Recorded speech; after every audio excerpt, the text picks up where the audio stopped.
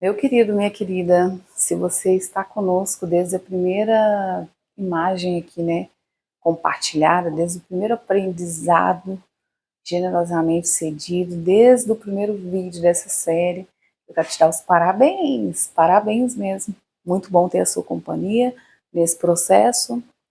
Eu já quero aqui te inspirar a levar esse conhecimento para outra pessoa. Então, encaminha o vídeo, ou compartilha mesmo, né, aquilo que você leu, aquilo que você aprendeu, faz muito sentido.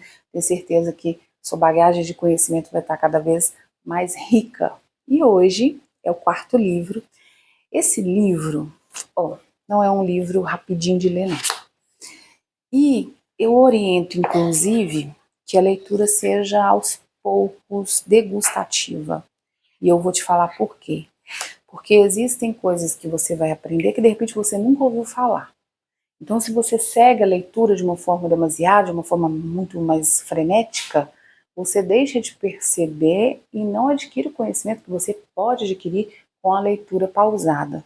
Isso significa que, na leitura do segundo capítulo, você já não vai ser mais a pessoa do primeiro capítulo, né? Você já avançou, avançou em conhecimento, já avançou em despertar, já avançou ampliando, expandindo mesmo sobre não só relações, mas esse autor ele fala sobre a importância, né, do nosso olhar sistêmico, dessa inteligência que a gente deve buscar desenvolver. Então, sim, a gente está falando aqui sobre constelação familiar. E não tem como a gente falar de relações, dos nossos relacionamentos saudáveis, prósperos, que a gente merece viver aqui nessa terra, sem relembrar, sem recordar, sem ter essa visão mais sistêmica. Significa dizer que a gente tem três objetivos a princípio e eu vou discorrer deles um por um aqui com vocês, né? O primeiro é que o amor é maravilhoso, a gente tem essa percepção e a gente viu essa construção do amor nos outros livros, mas quando a gente chega aqui, a gente entende que o amor tem uma ordem. Tudo aquilo que você coloca, mesmo que seja muito bom, que você coloca em uma desordem, não vai funcionar e vai causar o caos. Vai promover a sua doença, vai promover a discórdia, vai promover a insatisfação, vai promover inclusive distanciamento das pessoas que você ama, porque foi colocado em desordem. Então, mesmo quando a gente fala, mas eu estou entregando amor, mas se estiver em uma desordem, se você estiver posicionado de uma forma desordenada, isso não vai prosperar, não vai avançar, vai empacar as relações e aí ninguém consegue cumprir o seu propósito aqui na Terra. Isso significa que, e aí eu me coloco muito nessa situação, né? Eu observei várias relações, vários momentos eu me colocando, né, em outros lugares que eu não deveria ocupar. Que a minha cadeira é uma, é única, é exclusiva, assim como a sua também. Então, assim, quando a gente fala de ordem, quando a gente pensa, nossa, mas eu estou sendo mais amiguinha, mais irmã do meu filho do que mãe. A cadeira de mãe vai ficar vazia. Nossa, mas eu estou sendo mais mãe da minha mãe. A cadeira de filho também ficou vazia, entende? E aí, se a gente vai criando essa desordem, essa bagunça, a gente entra realmente no caos e aí é capaz até de colapsar. O que eu quero trazer para vocês é que esse livro não é à toa que tem esse nome, tá? Faz muito sentido a gente observar. E eu quis trazer ele por último, por mais que a gente fale de ordem, deveria ter sido o primeiro, tá, gente? Mas por mais que a gente fale de ordem, é um conteúdo mais denso para a gente aprofundar.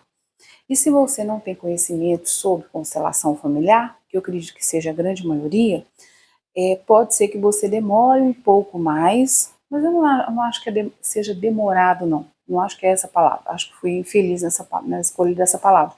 Mas você vai ter um processo mais lento e tá tudo bem, tá, gente? Não existe certo ou errado. E o mais bacana é que eu vou pegar uma aqui só para a gente ter uma noção. Então aqui está falando vínculos familiares de crianças adotadas. É algo muito específico, sabe? De repente você viveu essa situação, de repente tem alguém na sua família, né? Vivendo essa situação. E aí aqui vai ter toda uma reflexão a respeito e ele compartilha algumas experiências. Se você nunca fez, nunca esteve numa constelação familiar, você vai ter uma visão clara do que é, tem todos os diálogos, né? que são diálogos que você pode utilizar, inclusive, para refletir e para tomar essa consciência aí dentro do que acontece na sua vida e na sua família, tá?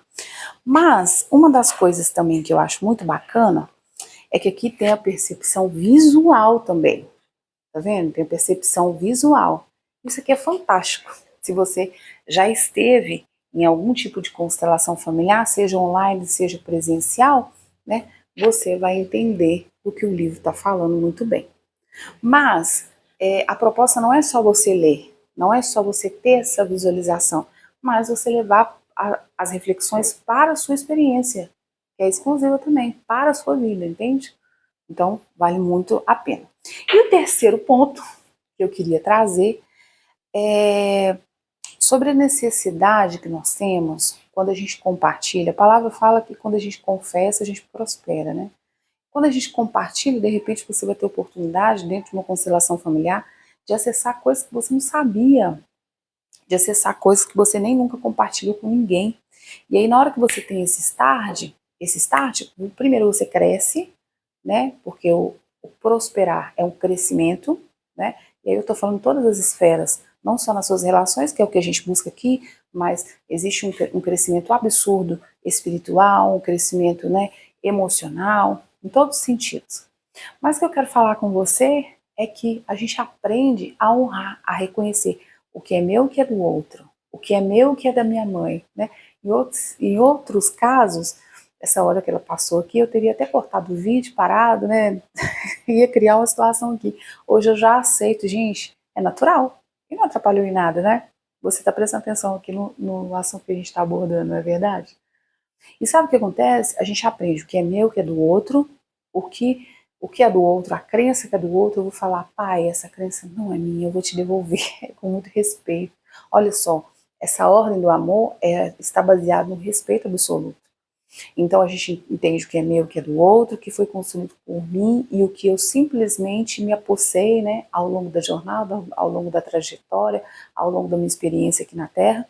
E aí, outra coisa que a gente aprende é honrar quem veio antes, honrar os nossos antepassados, honrar quem de alguma forma, né, contribuiu, de alguma forma não, de uma forma bem certeira, contribuiu para que a gente chegasse aqui. Né, os nossos vovós, as nossas vovós, os nossos bisavós, né, e tudo mais.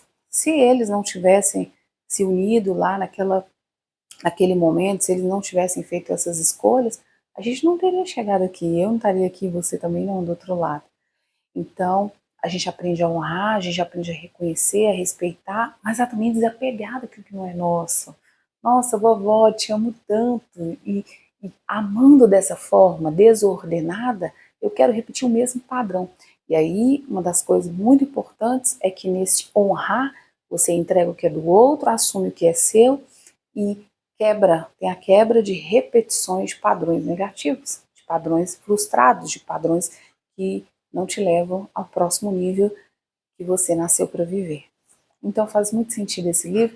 Gente, com certeza eu sinto assim no coração de trazer mais aprofundado, de uma forma mais aprofundada, mais partes desse livro, que são muito importantes, mas essa aqui é a finalização da nossa série. Espero que você faça de fato as leituras e compartilhe comigo o seu aprendizado. Tenho certeza que vai nos enriquecer. Grande abraço. E gratidão. Gratidão pelo caminho, pelo carinho que a gente recebeu e por se manter aqui, né, nessa leitura e nessa sequência, nessa constância conosco. Grande abraço.